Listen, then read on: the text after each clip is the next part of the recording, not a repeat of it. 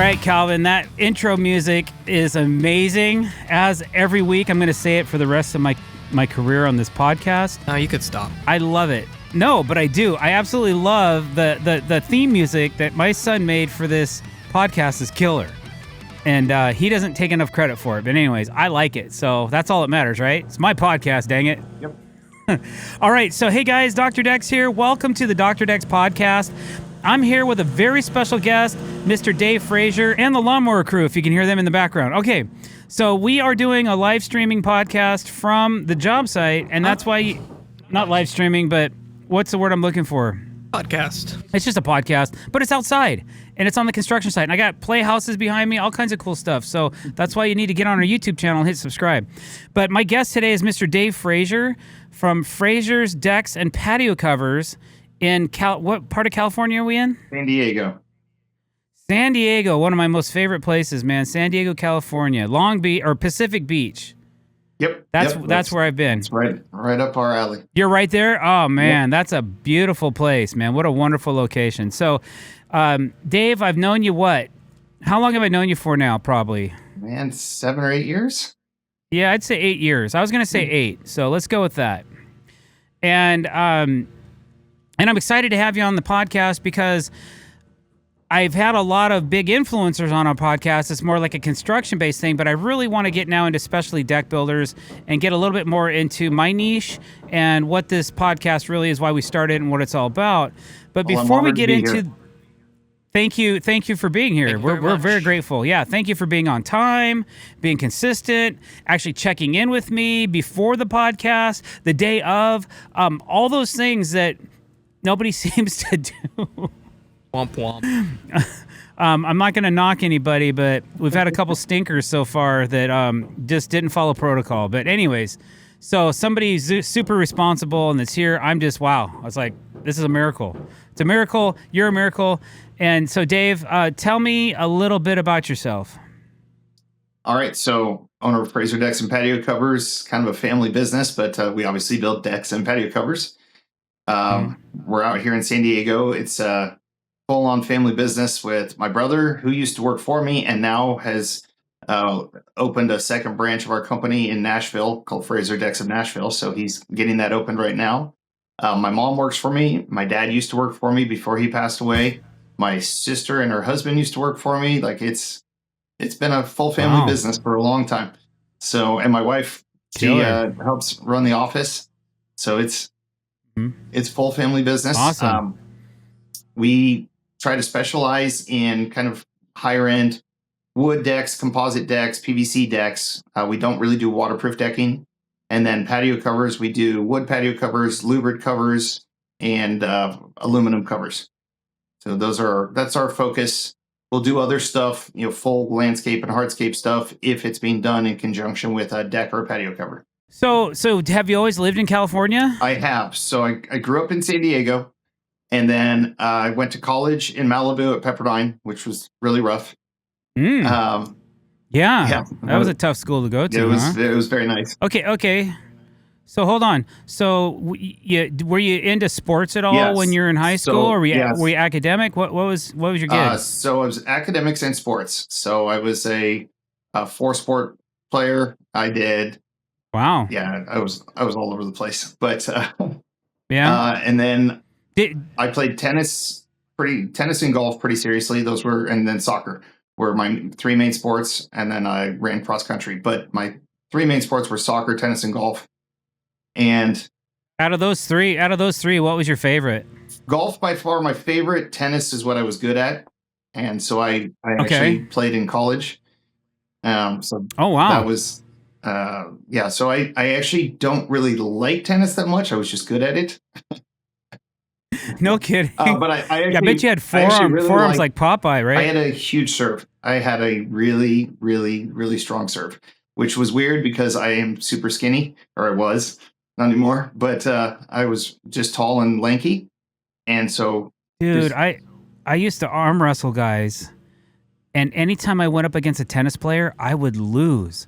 I was a really good arm wrestler when I was young, but you guys had forearms like castles, like logs. So I had a bombing serve, and Yeah. My brother can confirm this. I had a 135 mile an hour serve, which now isn't that Woo! huge, but back then it was a monster. Back then, that's Yeah. smoking. That's Agassi, Yeah. man. You're playing with Andre Yeah. Agassi. The rest of my game wasn't as good, Wow. but the serve was nice. Well, uh, did your tennis abilities help you get into college or help pay no, for your no, college at all? no, Or no, no? no. Okay. That was But on the you did academic play in side. college, So though. I was a business major in college, but I was, really good in school, and I was a math nerd, and so Hmm.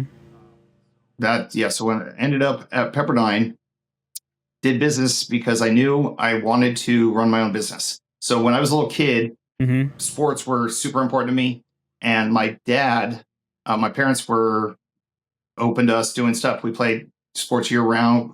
We played basketball, soccer, tennis, golf, baseball. We played everything. We did club sports. We traveled all over the country. And in my entire career, my dad never missed a single game of mine.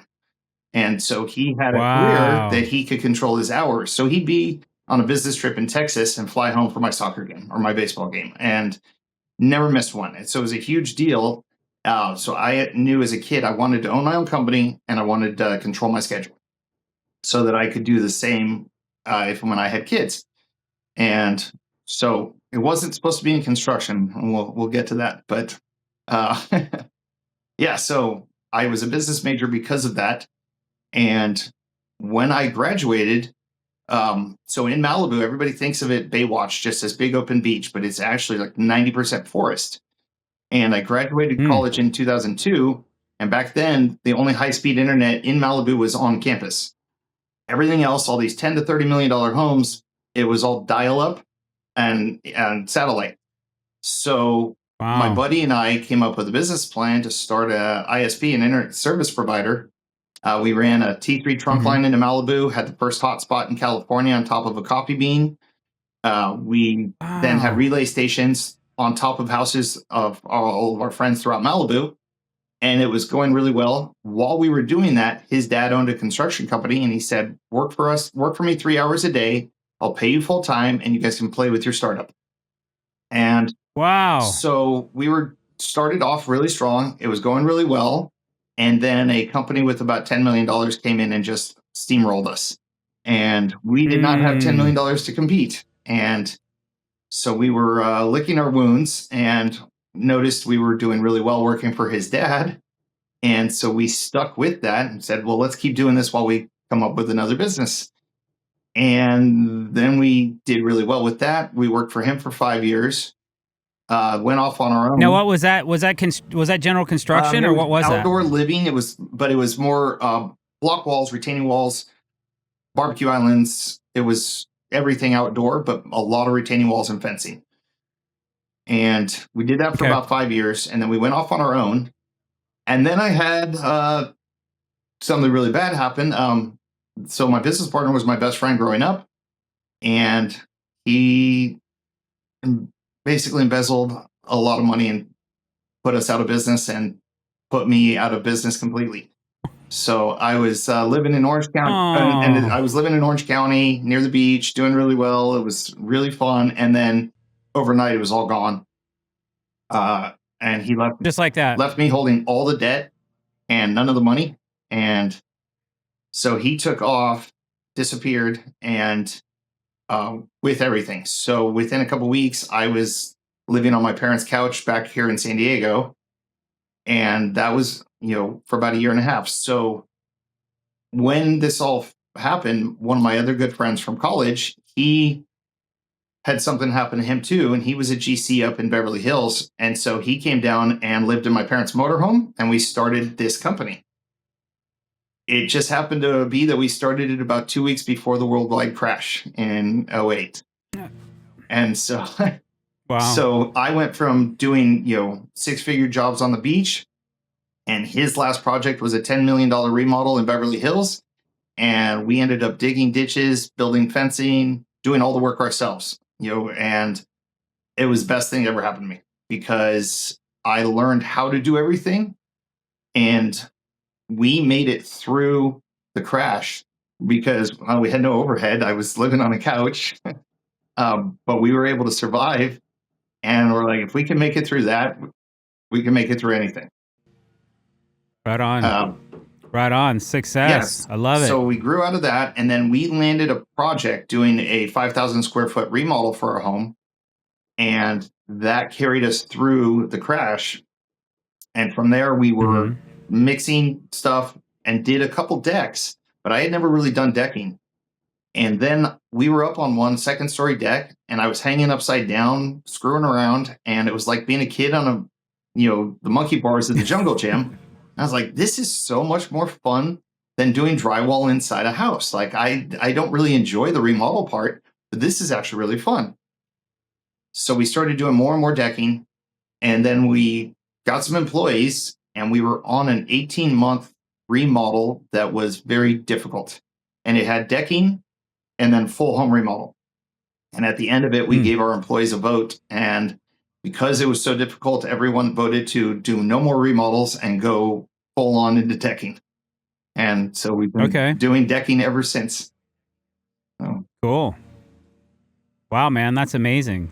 So if you ask anybody I grew up with, not one person I grew up with would have ever guessed I would be in construction. It was nothing that I ever considered. Yeah, man. But you said you were smart, so obviously your smarts took you to the right place, right? It all worked out. Yep. It all worked out for the best. That's awesome. So when did you actually start Fraser decks and patio covers? What year was that? We were a different company. Why did I change the name? Been about a decade, I believe. No, a little more than a decade ago, because so we were actually called San Diego Custom Construction. And then when my business partner, he met this awesome woman and moved to San Francisco and got married. When it became just me, I went to our family name because my dad, my brother, and I were all working together, my sister. So we said, why not go by Fraser? And I didn't really want to have a corporate name.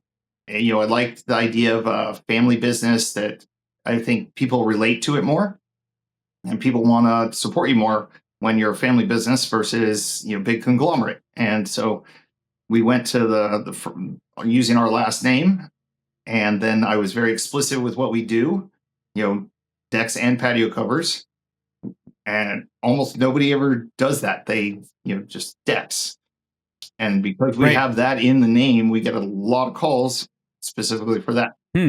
But yeah, I think it's been about 10 or 11 years since we switched over to the family name. Maybe I should change the name of our company to Dr. Patio Covers. No, sometimes you can make better money putting in patio covers than you can building decks. Yes, and depending on the type and kind it is.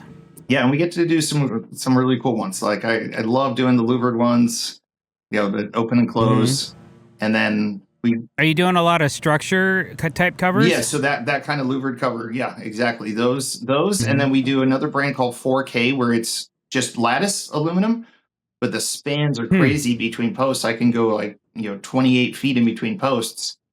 And, And so that's cool. If somebody needs that open view without having posts, yeah, it's pretty awesome. Yeah. That's cool. Yeah, that's a big engineering feat to go that far with any span for anything. Without usually we're using laminated beams. Yeah, without having any, what I don't ever want to see, the beams bowing down at all. And so as we actually stay well under the engineering to make sure that we never have that. There you go. Awesome. So out of building decks or patio covers, what's your percentages as far as, are you doing more decks than patio covers or vice versa? We're about 75% decks. Okay. Cool. So then you decide, okay, cool. We are now a deck building company. And that was like you said about 10, 11 years ago or so? Yeah. All right. And so then you're just full on decks, and are you marketing yourself in any way? So we were just doing free advertising. So one of the things that I got really good at was finding ways to do free advertising, just the free Yelp account, free Google, Google accounts, all the different, what's the other one that was, there a bunch of those help websites that you could have a business account without paying, and so I did a bunch of those. We did occasionally do some marketing where we did some mailers, we did some other stuff, but most of the stuff came off of word of mouth, people driving by our projects, and then the free accounts on Yelp and other websites like that. And the digital era is kind of where you focused on. Yeah, I'm trying to remember the magazine when I was younger, when I was first starting Penny Saver. So we actually advertised in the Penny Saver, and that really worked well in Orange County. It didn't work well in San Diego. And then right as we opened up our company down here, Penny Saver kind of crashed.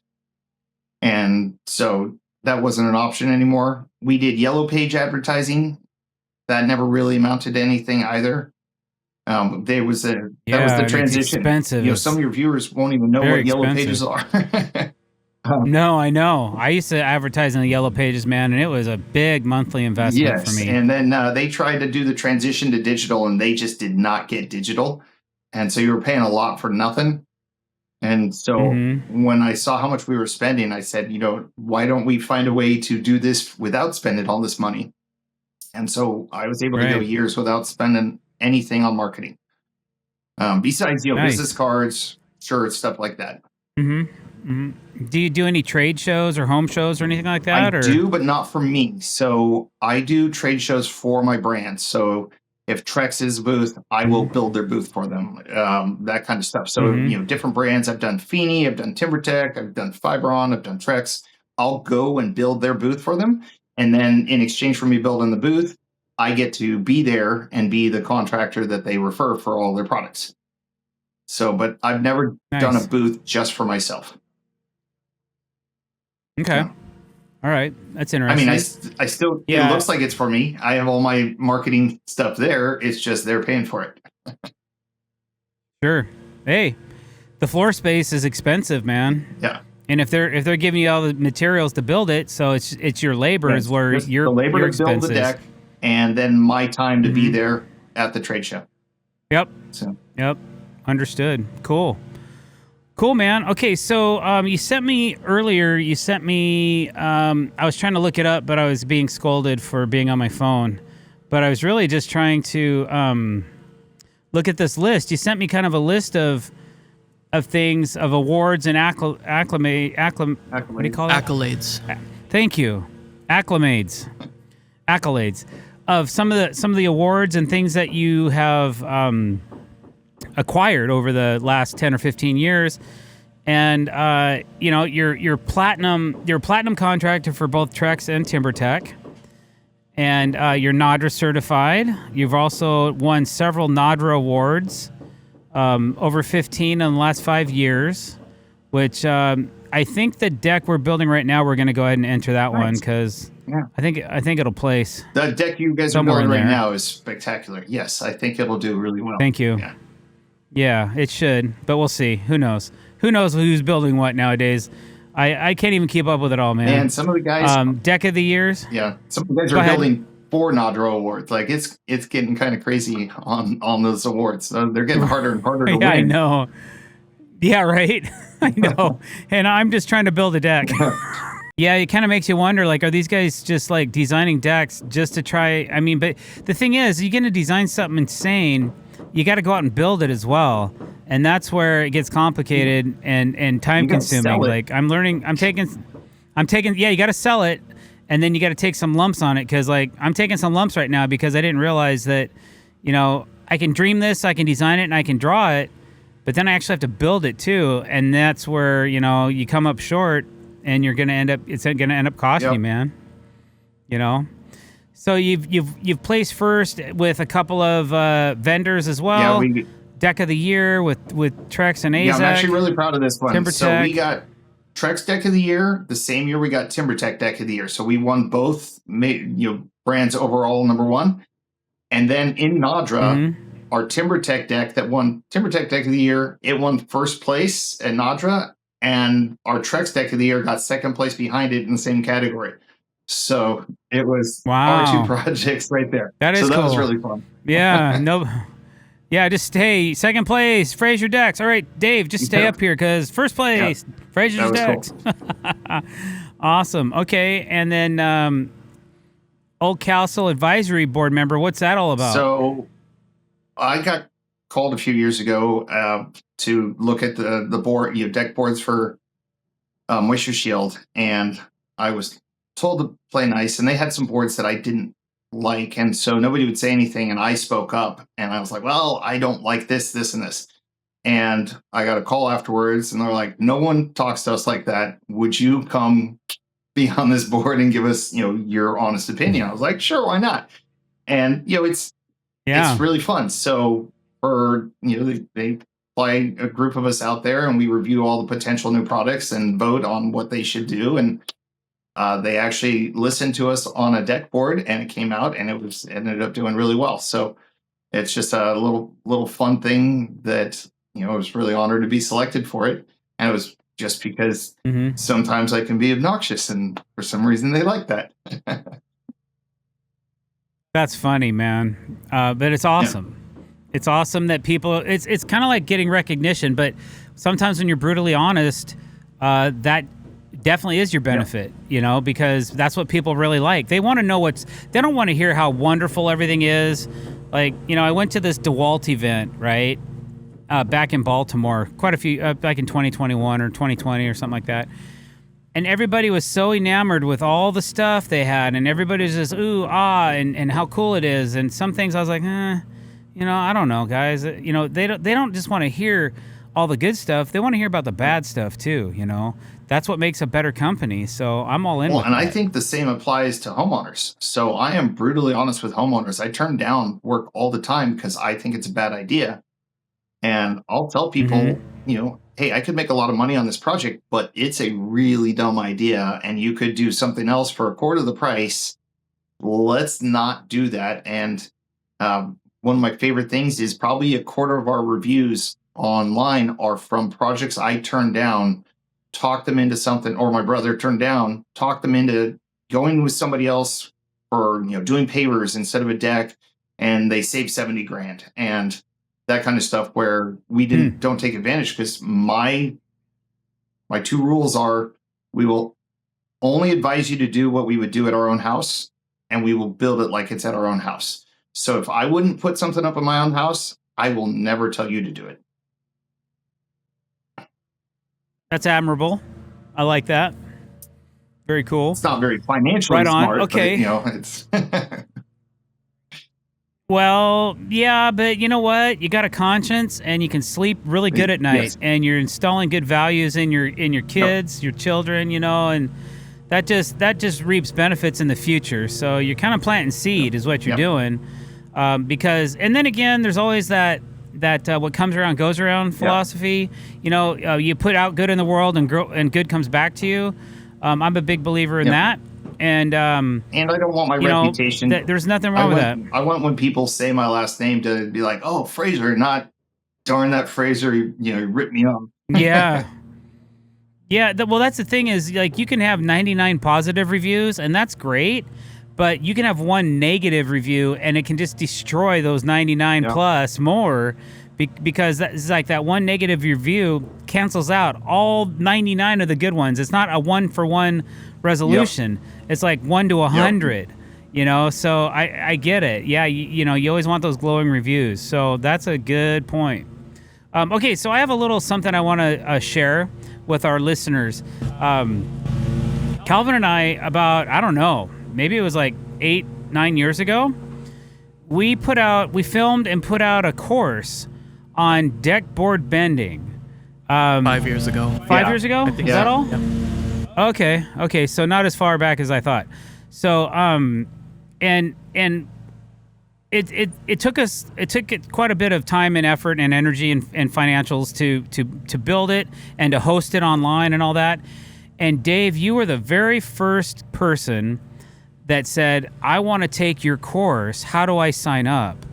And that meant the world to me, man, because I hadn't sold it, and it was expensive. It was a lot of money, but I figure, you know what? This is trade information that I have developed over the last 20 years, and I'm going to share it. If I'm going to share it, I want people to give me a small chunk of it, so that they'll save that money by watching these videos. It was all very necessary. So, it was very necessary for us to do, and it took us to the next level. And we bend all the time, and some of our best projects are because we're out there bending and bending correctly, and so we're not burning through boards because we don't know what we're doing.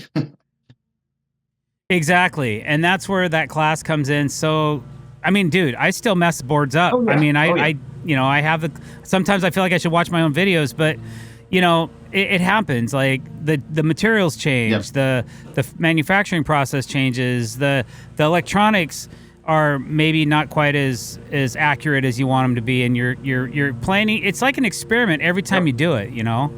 And we've done quite a bit on this current project, and it's still hit and miss occasionally. So, we do, but that's why we put it out there. We try to push people if they want bending. We try to go PVC because bending composite is so much harder with the uneven rates of heating from the core to the exterior. Mm-hmm. But we do all of them, and but PVC, man, bending PVC's a breeze. It's night and day. Yeah. Compared to composites. Yeah, I don't like bending composites either.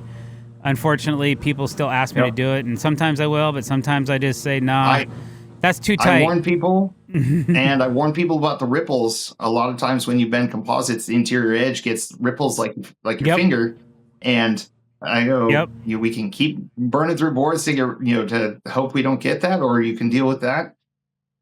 So yeah, I try to push the PVC, but I am still very proud that we were the very first ones. My crew came over, we had a pizza party and started watching the videos, and that was how we got started. Cool. That is so cool. It's a success story all the way around. And it means a lot to me. Like, I'll never forget that. I'll never stop telling that story because I'm grateful. Like, you were the first one to do it, and now you guys have that information. And it's funny because when I found out you're going to be on our podcast, I went to your webpage, and I think I went to social media as well, which we'll talk about in a few minutes here. And I started scrolling, but man, where my eye stops is always on the curved deck. Because I know I know a curved deck when I see one, and I know usually what it was made with, and I want to zoom in, man, and I want to see, okay, how accurate are these bends, and how well did they, and your stuff is really tight. It's very nice. And so it's just fun. It's fun to go in and look at it. And I'm like, man, it looks like I built this deck, and I'm really proud of that. Like, your team, so I do the people you have assembled. I do have to admit something. I got to give credit to my guys. That's not me. I'm not the skilled one that is, out there doing all these bends. I've got some guys who are supremely talented. You met them in, in Vegas when we were out there. Those guys. So I mean, we've got Leo and Chris and Teo are three guys that are just phenomenal benders, and it's and then they work hard at it, and so it's really my guys that are the guys that are making those. Some of them try to push the limits when I tell them not to do a super tight curve, and they go, "Watch this." All right.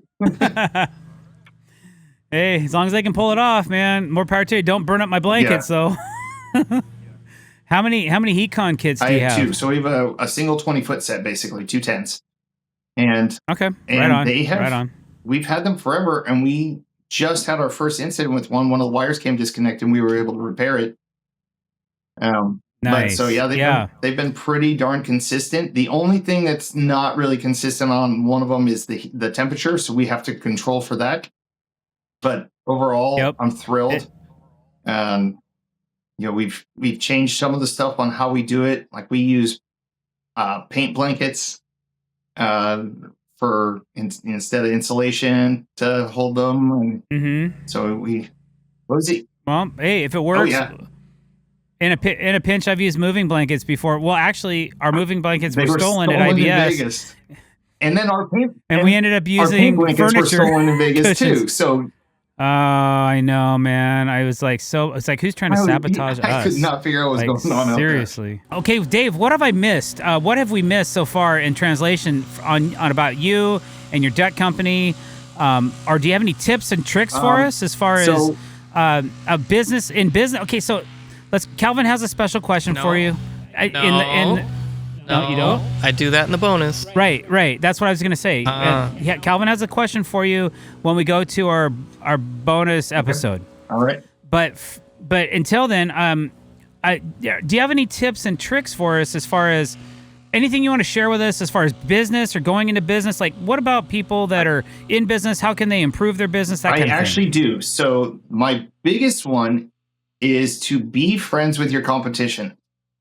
So I'm good for, we have about 8 or 9 really good deck builders in San Diego, and I am good friends with all of them.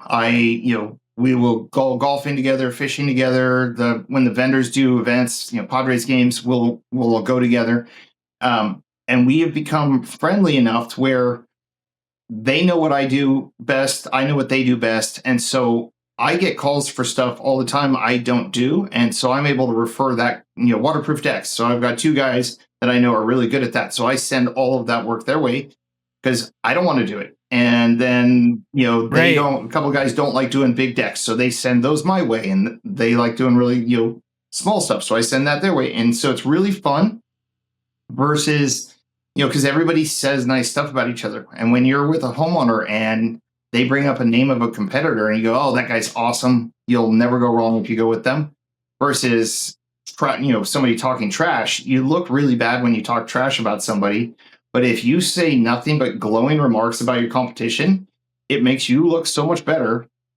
And it's even better when it's true, when you're actually friendly with them and they are good guys. So I've found that has been extremely beneficial over the years to be friendly with all my competition. And I see some other markets where they all hate each other, and it does nothing good for anyone. And so that's why, I really like our market. In fact, so I said we had an incident with our heat blanket. I called one of my competitors. We were in the middle of bending. The latest one you saw posted, we're halfway through those steps, and one of our heat blankets goes out.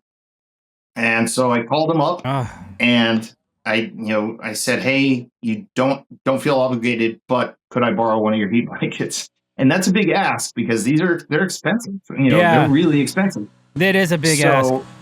And it's, you got to really trust the guys that are doing it. Instantly he said, yeah. I did. And he went to his office and put it out and left it out for us. Now we went and grabbed it. We ended up not needing it. My guys were able to fix ours in time. But the fact that one of my main competitors was just like, oh yeah, let me help you out. That kind of thing is awesome. I love it. So that is awesome. Shout out to you want to give him a plug? Shout out to Andrew with Pro Deck. It was very cool of them. Pro Deck of San Diego. So, all right. Do you ever run across Blake at all? He's awesome. California Deck Pros. Yep. I actually. I like him too. We might be working on a project together in the near future. So. Yeah, you guys gonna collaborate? We might if we get the project. Yeah. Awesome. Yep. That's awesome. Yep. All right. Well, look forward to seeing that one for sure. Blake's all right. A phenomenal builder. What about trying to? I mean, how booked up are you right now? About 3.5, 4 months. Okay, so what do you do? How do you keep your schedule healthy? Like, you got any tips or tricks for us for like? It's the hardest. Is there a certain thing? It's the hardest thing. It's literally the hardest thing is balancing the schedule. Telling people if you're booked out too far, they don't want to wait. If you're but if you say, oh, I can start in a week, that's not a good thing either. That's not good either. Yeah. It's kind of our running joke out here. So the balance. It's my running joke to people. If someone can start in a week, there's a reason. That's right. I say the exact same thing. It's you got a problem, but I've been in that situation before where I had somebody dump on me right a week before I'm supposed to start, and you got a 3-month window to fill. All of a sudden, I'm like, you got to be kidding me, man. What just happened? Tough. So we have some projects that are booked out, waiting on permits. We have other projects that we have waiting. All of my homeowners are told in advance, if one of those major permits comes through, they jump to the front of the list because they've been waiting. Nice. Down in San Diego, it's 9 months to 15 months usually to get a permit. And so Yeah, let's touch on that, bro. That was coming, man. Because you said it earlier, and I'm like, oh yeah, we got to talk about building permits in California, man. This is going to be a hot topic. Probably the most talked about, most listened to part of this podcast, man. So let's dive into that. Dave, I just signed on the dotted line, man. I want you to build my deck. We're in San Diego County, or better yet, we're on the beach. We're on the water, man. I want a big old deck on this cliff or on a hill. We won't put it on a cliff, but let's put it on a 45-degree slope. What are the permits like for waterfront? So if you have to deal with the Coastal Commission, now you're talking 2 to 5 years.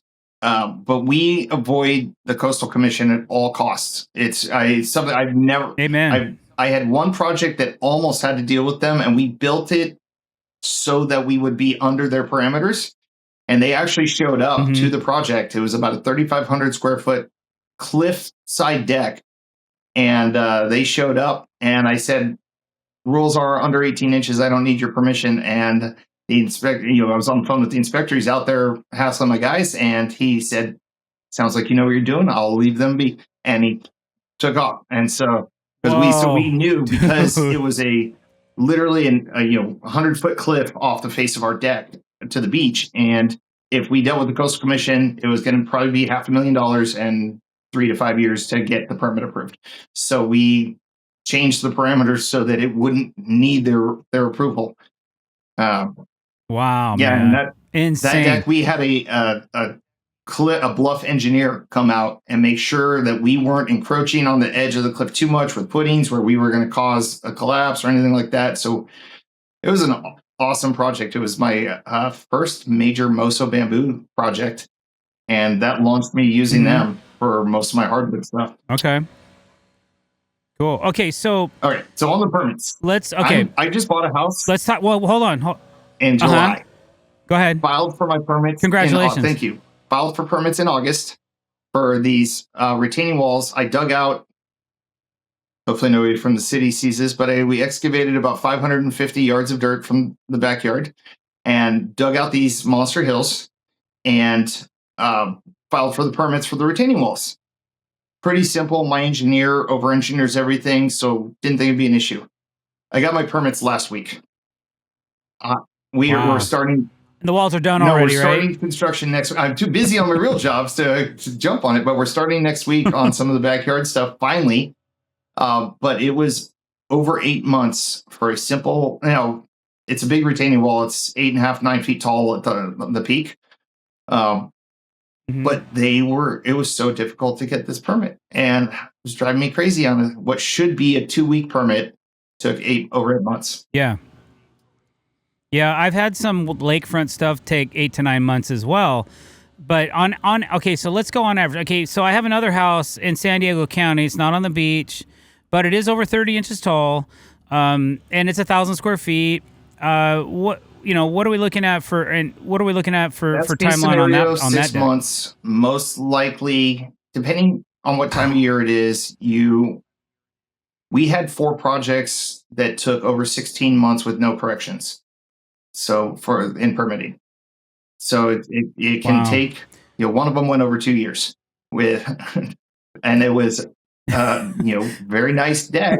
What? But it was ridiculous waiting for the cities. Oh, so. So where you live, huge seismic issues, huge fire issues, but the seismic activity. So you got it now. I'm sure now it's the rules are probably gonna change again as far as fire retardation. Yeah, I mean you guys are either gonna have to go to steel, aluminum, or fire treated lumber. So right now, for all your frames. Right now our rules are 8x8 posts, 6x beams, and 4x joists to do any high fire zone. Are you kidding me? Any high fire zone? Any fire zone is 8x8 posts, 6x beams, and 4x joists. Wow. So why an 8x8?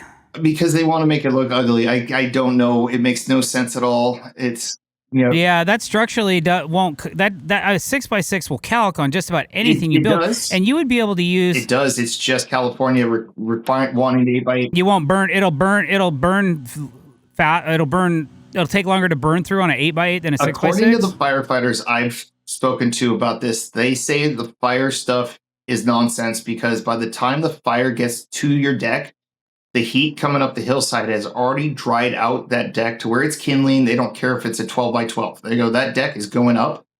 Now, if the fire's on top and you have like Class A fire rated boards, that will, you dump over your charcoal from your barbecue, that will help. But they said a big fire burning up an entire street, goes, unless you're steel or aluminum, it's not going to matter. And even then, the house is probably going up anyway. That's a big plug. Big plug for aluminum and steel framing, man. So it's, but on the boards though, I do like it. We had a homeowner light his own deck on fire and it's self-extinguished because it was a Class A fire rated board. And so did he do it on purpose? No, he was refinishing his deck and he left the oily rag on the deck, on the middle of the deck. Oh, spontaneous combustion. He went to sleep and woke up to the deck on burned and extinguished.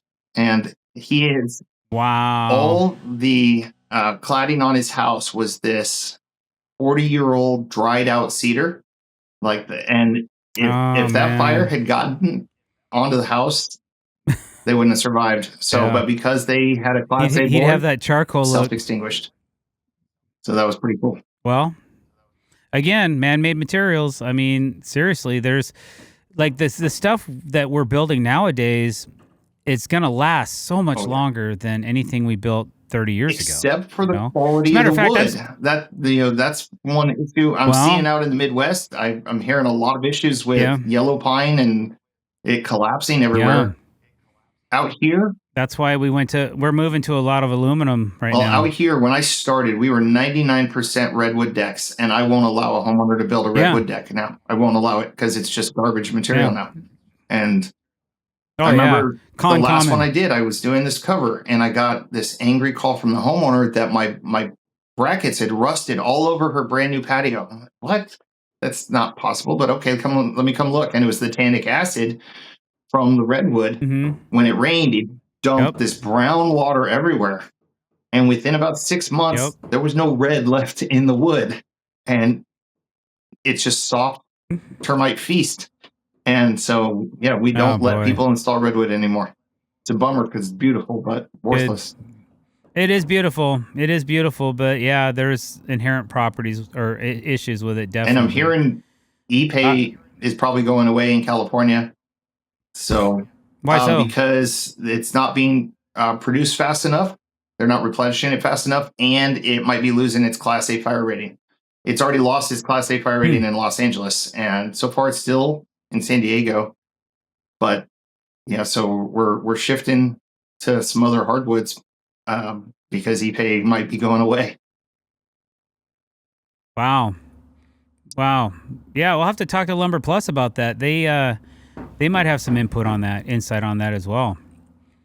Cool, man. Okay, what else we got? So you were asking for some tips. My other one that I did this marketing seminar for TimberTech on what can you do that's free, or you get paid for it. And one of the biggest things that we do is we try to build every display of all the lumber yards here in San Diego. We try to build all the displays for the vendors, so that if somebody walks in, not only do they see our work, and I send my best guys to do it. I send my A team. I want the work to be fabulous, but it's the employees at the lumberyard see them building. The salespeople at the lumberyard see the quality of the work.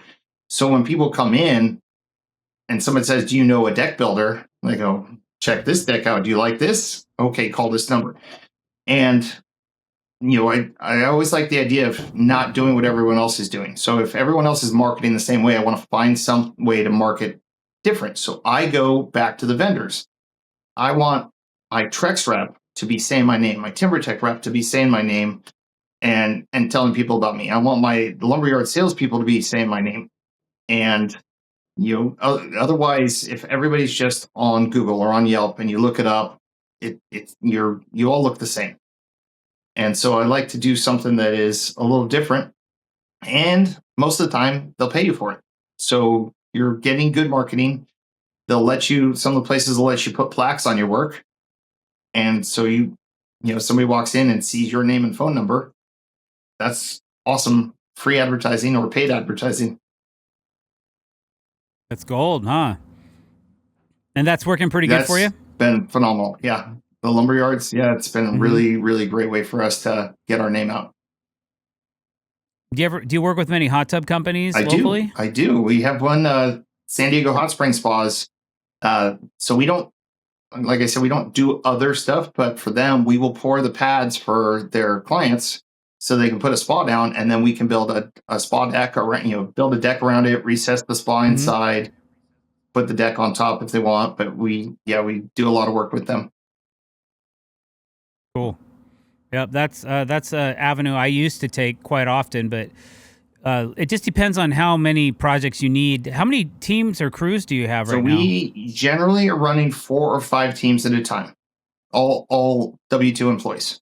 So we don't really sub anything out unless it's like electrical going 240 to a panel. I don't want to touch that, but generally everything else we do in-house. Cool. So you have like 4 or 5 decks rolling at any particular. Are you in charge of sales then, or so what's your role in the company? My brother was in charge of sales until he moved, and so I went back into the role, and I realized how much I missed it. It's one of my favorite things. I get to go meet new people every day, and so some people that's terrifying. For me, it's so much fun to go in, meet someone, see if we get along, and usually pretty well by the time I walk out the door, I know if we've clicked well enough to where it's going to work or if it's not going to work. And so so what's your sales process like? Like, let's get into that a little bit. So you get a phone call or an email and you set up the appointment. Are you going during the day or in the evening or when? I go during the day. I try to avoid evenings and weekends because it sets a precedent. If you go on a Saturday afternoon, they then assume that you're available 7 days a week. And so I try to limit it somewhat to normal office hours. So I will call, set an appointment usually for the following week to go out there and see it. And funny enough, when I'm on a deck bid, we maybe spend 5% of the time talking about the project. Everything else is getting to know them. And, when I walk in, I'm looking at pictures on the wall, seeing if there's grandkids who play baseball, and somehow seeing if I can bring it back to my kids. If I see they've got young kids, we'll trade stories about, having young kids. And so I try to find some sort of common ground. And if it's like pulling teeth to find a common ground, I know it's not going to work. And if it goes really well, and I know, okay, these are the type of people I want to work with, my guys will have fun being around them, that's when we start discussing the project. But I don't spend, I'm not a hard sales guy.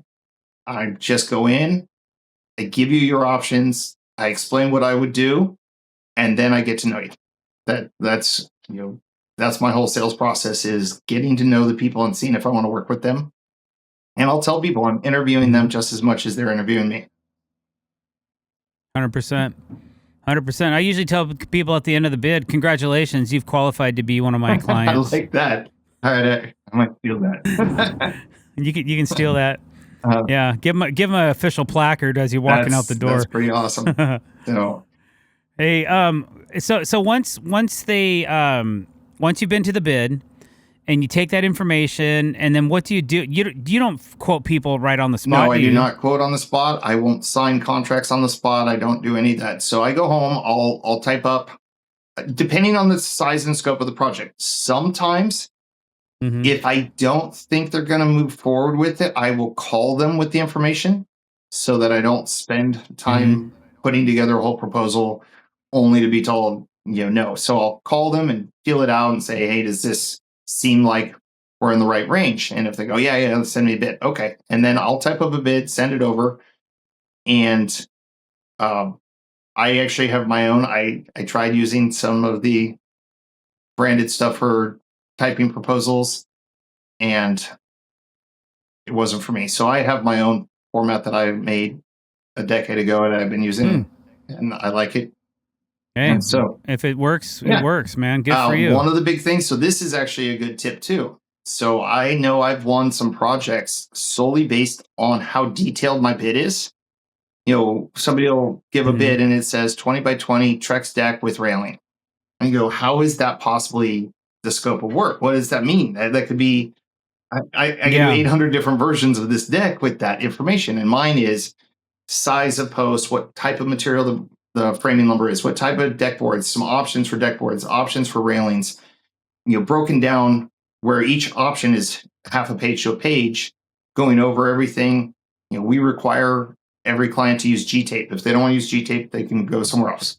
I don't care if it's G-tape, but a waterproof product over the framing. Sure. We'll use the Fast Master one. We'll use Trex tape. I don't care, but I require them to pick one. And so having strict rules that I won't bend on, and then having a really detailed quote, I think really helps us a lot. And so I know one client told me flat out that I won the project solely because the other two bids had no information and he didn't know what he was getting with them. And mine was 2 pages long. So nice. Well, that is helpful. That's great information. Then once I've sent the bid, this is something that is probably not the best way to do it, but I don't do a lot of follow-up calls with people. I don't harass. Neither do I. If they want to work with me, then they'll call. But I don't, I might send a reminder text a few weeks later, but just a checkup email, but I don't like hard sales. I don't like being pushed. If somebody sends me a quote, I know I have the quote and I'll get back when I want to. Well, I feel the same way about people contacting me. And some people don't have the money right away. And so I'll get a call a year later. Okay, we've saved up. We're ready to move forward. I don't want to be the guy harassing them 7 times, and I know there's rules in sales, get 7 no's. And I don't want 7 no's. I don't want to be harassing people. That's not my style. I love that about you, man, because I'm the exact same way. Once you get your numbers, I don't even check to see if they got the email, unless I really want the job. Right. I'll send them a text and say, "Hey, I just sent you a bid." But besides that, I'm not gonna hound you. I like that. I think that's a really great philosophy. So Dave, I did make an exception to my rule on that about not following up with people. We're on a project right now that I called the homeowner and I told them I really want this project, and it's because it's the entire deck is waterfalls. So it's 1x4 AZEC vintage going across the deck, 90 and down with no cuts. It's just hundreds of boards, continuous waterfalls. The stairs, it's up, across, and down. It was everywhere. I was like, I've done some waterfall stuff. I've done some horizontal waterfall cuts, but I've never seen waterfalls on this scale where it's the entire deck project. And I was like, I know this is probably going to lose me money because we're going to burn boards, but this is such a cool concept. I want this project. And she could see how excited I was about this. And so, yeah, we're on it now. That is awesome. Wow. Awesome. And you do have some pretty awesome weather where you guys work. It's rough. I mean, not a cloud in the sky right now. Yeah, it's like sunny and 70, I mean, it's a beautiful place to live, a beautiful place to work. And you guys are very... So how did the wildfires affect you guys at all? No, that was Los Angeles. So they were about 2.5, 3 hours away from us. So we didn't get affected. But historically, we've had 2 massive San Diego fires in the last 20 years where they burned a lot, where my parents had to evacuate twice. Both were supposed to get to their house. Neither did. So that was lucky. Oh, lucky. We had some major wildfires. So the wildfire stuff here, it's only going to get stricter. My house somehow is in a low fire zone. I didn't know they existed anymore until we bought this house. But I think within the next 10 years, there won't be a spot in San Diego that's not considered high fire zone. I think they're just going to make it complete high fire zone rules for everything. But the rules here, I mean, they're so strict now that when I build a deck, I tell people the safest place to be in an earthquake or a fire is standing right on top of this deck. It's, our foundations are stronger than your house foundation. Yeah.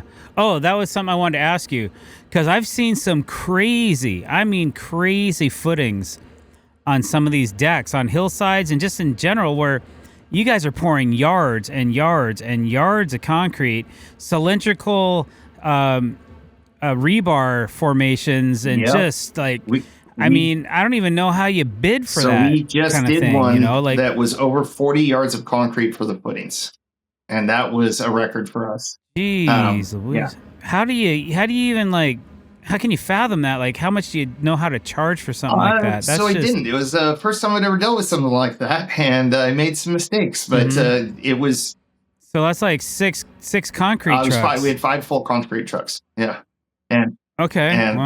Okay. 5. And it was one of the footings was 6 feet cylinder, 6 feet, 10 feet deep, and then we had to form it up out of the ground, so it was total around 14 feet. So you have these massive sonotubes that you're bringing in and pouring inside of those. We had to buy these giant sonotubes. It was pretty ridiculous. Most of the footings they're not cheap. No, most of the footings were 2 to 4 feet. Okay, so what was your overall footing costs for that job? Oh, man. Do you even know? Not off the top of my head. 20, 30, 30, 20, 30K. I can tell you what the project was, but well, that's only if you want to, or you can wait till the bonus episode to get into numbers. I'll wait till then. So we'll make people subscribe if they want to hear how much.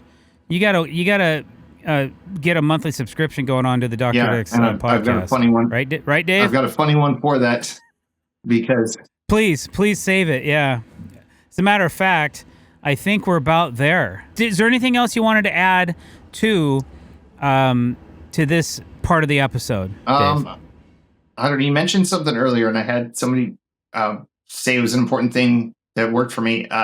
Never lie. When I do bid, it's just exactly what I think. I never exaggerate. I never lie. I don't BS. And I never have to worry about getting caught in a lie. And I had a sales guy who said, at my old company, we were taught to lie about everything. He goes, I don't understand this sales idea of never exaggerating. And I go, just tell people the truth. People don't like being BS'd. So you're insulting their intelligence by BSing them. Just don't do it. It's simple. Yeah. And if you don't lie, then you don't have to remember your lies to get caught in repeat them. Yeah. No, that's my wife always says that. Like, if you don't lie, then you don't have to remember what you said to anyone, because it's always going to come back and bite you. I don't have the bandwidth to do that. Well, and I have to be honest. I know how to BS. I know how to do that stuff, and I don't like when people do it to me, so I don't do it to other people. When I'm selling stuff, I don't do that, because I hate when people. It really is. They're basically, it's a way of them telling you they think you're an idiot. Like, I don't like when people sell to me like that. Right. Yeah. Agreed. Solid advice from Mr. Dave Fraser. Calvin, hit that music.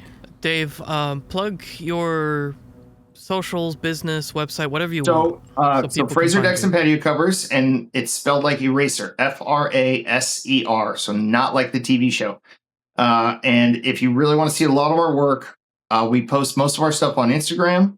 So it's just instagram.com/ our full name, Fraser Decks and Patio Covers. Same thing on Yelp. Those are the two.